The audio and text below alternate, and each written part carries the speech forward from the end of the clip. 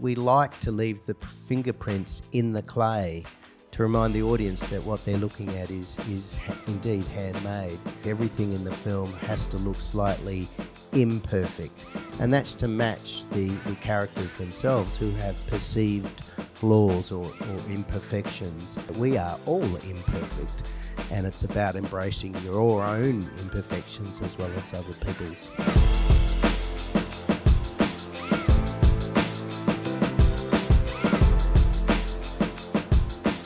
Yeah. After years, literally years making the film, what does it mean to you to have that, recognition right there? Well, poor old animation in general, when it competes against live action films, never wins because I don't know why.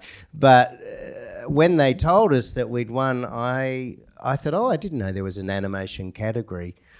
And they said, no, you've won the whole thing. And I said, oh, wow. So, and we'd just been there, and I sadly had to leave early to come to America, and so I missed the whole awards thing. But it was really gratifying for not just myself, but all the artists who worked on the film, because this film is made more by artists than filmmakers. A lot of these people you just saw in the credits had never been on a film set or made an animation. So we had sculptors and set builders and prop makers and people who painted clouds on giant canvases.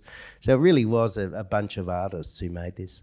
How long did it take for you to write the screenplay?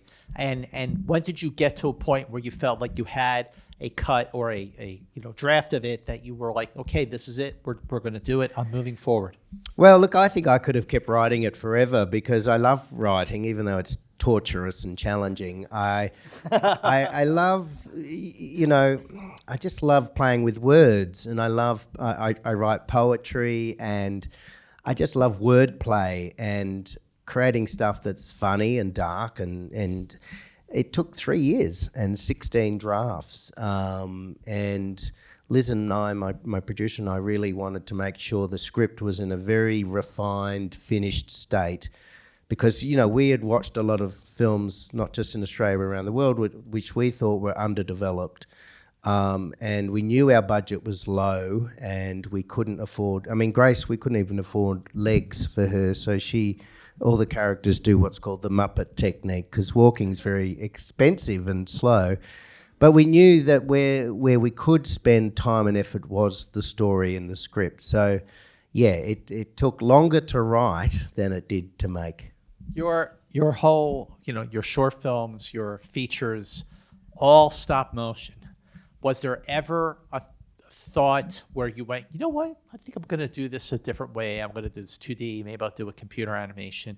Or has this never crossed your mind, stop motion all the way? Oh, no, it's crossed my mind. There's days I've thought, oh, God, why, just as simple as, why didn't I write a film about a minimalist, not a hoarder? That would have saved us a lot of time, But no, I'm pretty much... the people I work with, we all love using our hands. And I knew from a very early age, back when I was at film school in 1996, I knew I could never sit in front of a computer screen and do computer animation. I just love paint and glue and plasticine. I think we all love making things with our hands, even if they're not terribly good. And also, too, when I left film school, I had two things that I was told. Cinema was dying and stop motion animation would be dead very soon. And the opposite has happened. Here we are still. I remember when the laser disc came out, I was told that, who won that battle, Yeah. So, animation is alive and well. Stop motion is alive and well. Guillermo del Toro's making them, Wes Anderson, Tim Burton. There is an appreciation for things that are handmade, and that's why every prop set and character in the films is handmade.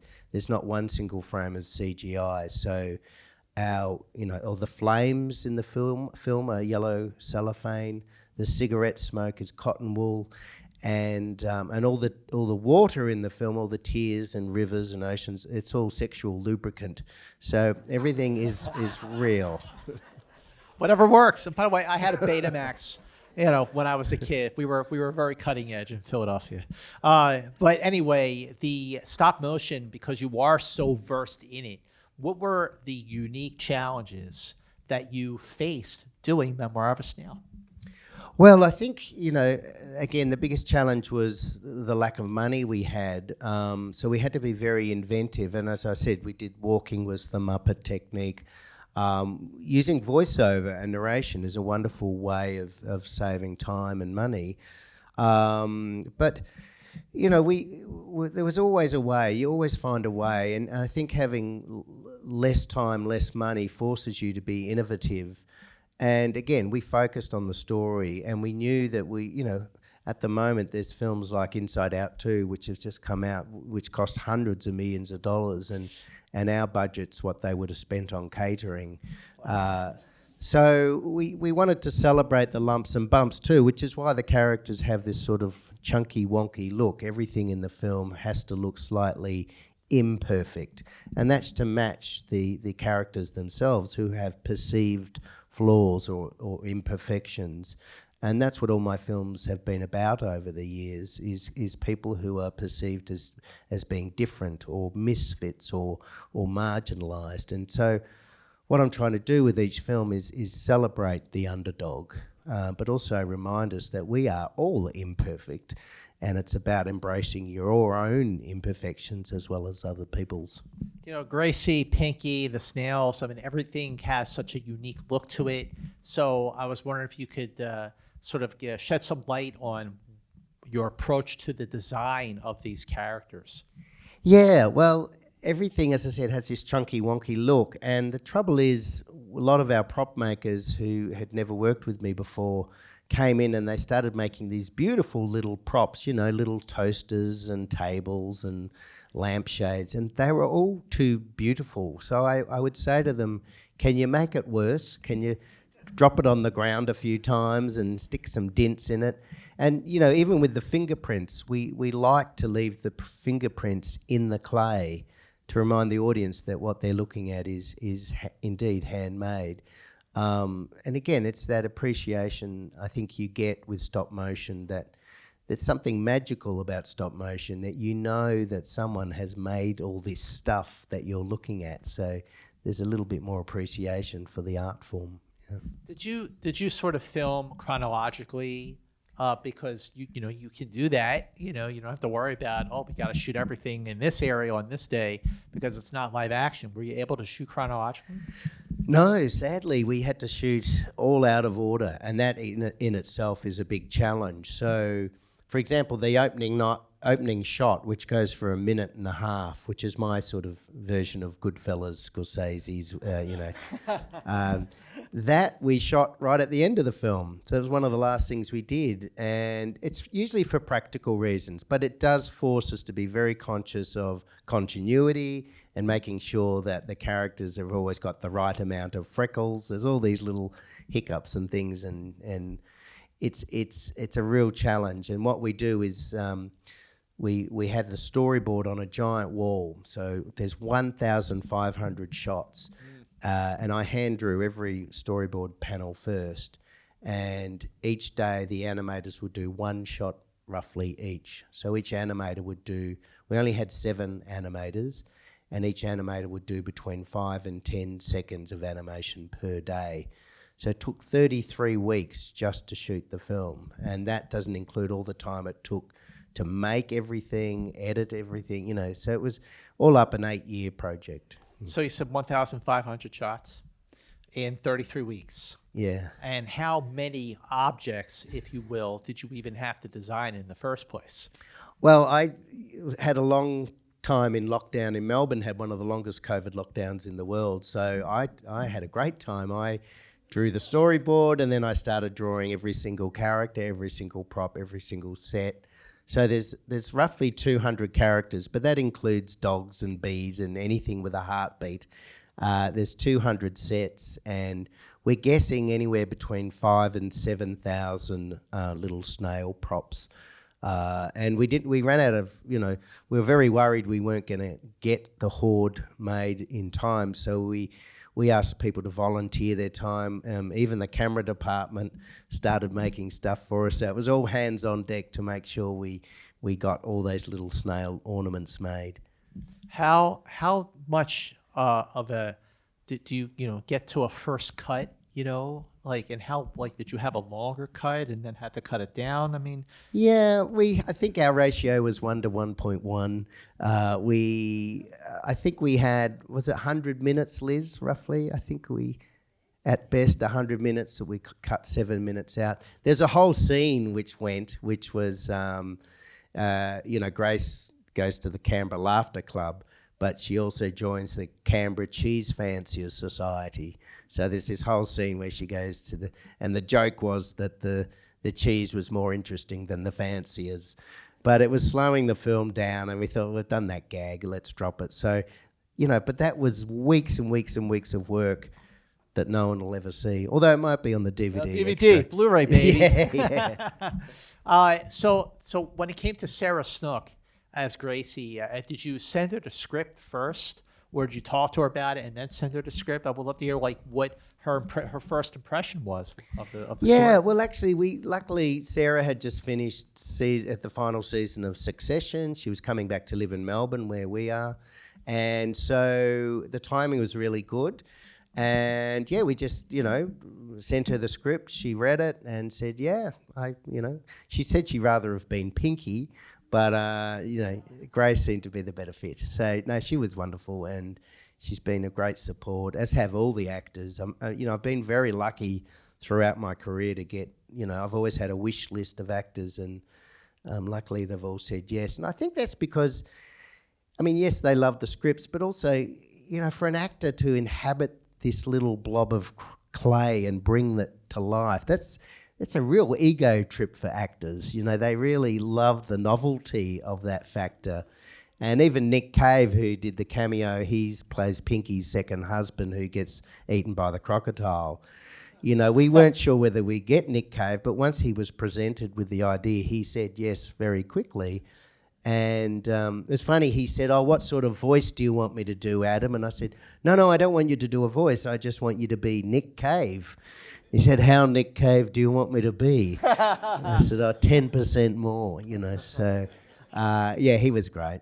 So, when you're watching a film, an animated film, sometimes you don't really, a lot of people may not think about the cinematography because, it's animated, you don't have to worry about lighting, whatever, like you do in live action. But I'm watching this movie going, wow, the cinematography is really gorgeous. Yeah. So tell me about working with your cinematographer. Yeah, well, this is the second time I've worked with our cinematographer, Gerald Thompson, who's very rare. In Australia, there's hardly any cinematographers who work in this area. And Gerald's just, again, one of those people who is a rarity, but also loves camera lenses. He builds his own robots and he builds his own motion control rigs. His lighting setups are gorgeous. On every level, he's such a genius, and the film would look so flat and dull without his lighting. Because that's the thing. The art department build these little beautiful puppets, but really, they really shine once they're lit properly.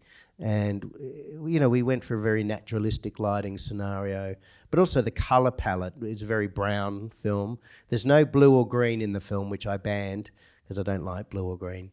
And but we spent a lot of time trying to get the colour exactly how we wanted it. And each of the three cities, Melbourne, Canberra, Perth, have their own version of brown. So we really wanted to use colour as a filmic device. And the music, the score, isn't the score beautiful, ladies and gentlemen? It's really, really gorgeous.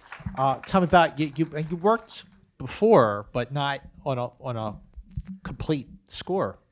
Yeah, one of my favourite composers is Elena Katzer-Chernin, and she's one of Australia's, and now one of our most famous, if not most famous, classical composer. But she's never done a film, and we used a piece of her music on my last film, which we licensed off a CD. but I'd never had a fully composed score to any of my films. So this time we did, and Elena came on board quite early and was very excited to do this, but she wanted to compose the music in a very unconventional way. She actually said, can she fly down from Sydney to Melbourne and spend a week in our noisy, messy art department composing the music? And I was very skeptical because I thought, there's paint fumes and glue and it's very messy and chaotic. It's not very conducive to composing. But she said, no, I love chaos. I want to be amongst the chaos. So we set up this organ and a computer. Oops, I think my mic's just died. We set up an organ and a computer, and over 5 days she composed the bare bones to the film, went back to Sydney, got the Australian Chamber Orchestra, which in itself is an incredible thing to do, and composed the music. And I really think the music elevates the film. There's so many films that without the music they would really suffer. I always think of films like E.T. and The Piano, how the music drives the film. And I think it's a really lovely match to the characters' moods as well. So she even did this thing where each character had their own signature tune. So Percy had his, Ken had his, and she then blended them all together. But then also she showed a lot of restraint. So she would choose to do sections with just solo piano, just her by herself. And then, with the church burning down, it's a full choir, an organ, it's every instrument thrown in. It's a really lovely, eclectic range of instrumentation. So one of the things that I just love about the film is how profound it is. And it is so, I think it's a film that the older you get, the more you're going to really be affected by it and relate to it, but it's still a balance between balancing, something serious with levity. So how did you know that you struck just that balance, that sweet spot? Well, it is tricky to get that balance between the light and the dark. There's that quote I love, which is, without the dark, the light has no meaning. So I really am quite cruel to my protagonists. I drag them through the mud. I really make them suffer. But then I try and reward them at the end. And so for Grace, the reward was Gilbert coming back. But I didn't want it to be that, you can't be a complete woman without a man sort of thing. So I wanted Grace to really have her life, all her dreams fully realised. She goes to film school, makes a film, has a Q&A, and gets her life back together and is a whole person again. Then Gilbert comes back as the reward. But yeah, it is very tricky to get that the light and the shade, the comedy, the tragedy, and I do spend a lot of time. I sort of call it the zigzag, the highs and lows, because there's always a worry that you're going to depress your audience or be too bleak. So you've got to temper that with comedy, and I always see comedy as the release of tension, which is often, it's a theory that's why you laugh. It's actually the release of built-up tension. And I find writing comedy a lot easier than the tragedy, because I always said, look, getting someone to laugh is, a physical thing, but getting someone to squeeze liquid out of their eyeballs, that's really hard. And it's a weird ambition to have, but, if you're not an emotional wreck by the end of one of my films, then I've failed. So I really do want you to leave the cinema feeling exhausted, but also that I haven't wasted your time. You've given up an hour and a half to come and watch an indulgent, blobby plasticine film. So I want you to leave feeling slightly better about life, particularly at the moment, which, the world's in turmoil. And so I think, cinema as an escape is really quite apt at the moment. I know I like watching films to escape from the real world. And so that's really what I'm trying to do, is I use the word nourish a lot. I'm really trying to nourish you as an audience. Well, I'm going to just go out on a limb and say I feel like you're all nourished by this movie. So now that you've seen it, thank you. It opens on October 25th, which is this Friday. So make sure you go on social media, spread the word, go on Facebook, go on Instagram, go on TikTok. You in the back, if you're using X, knock yourself out. Spread the word about Memoir of a Snail. Thank you for being here at tonight's Film Independent Conversation and Screening for Memoir of a Snail. Adam Elliot. Thank you for coming. Thank you.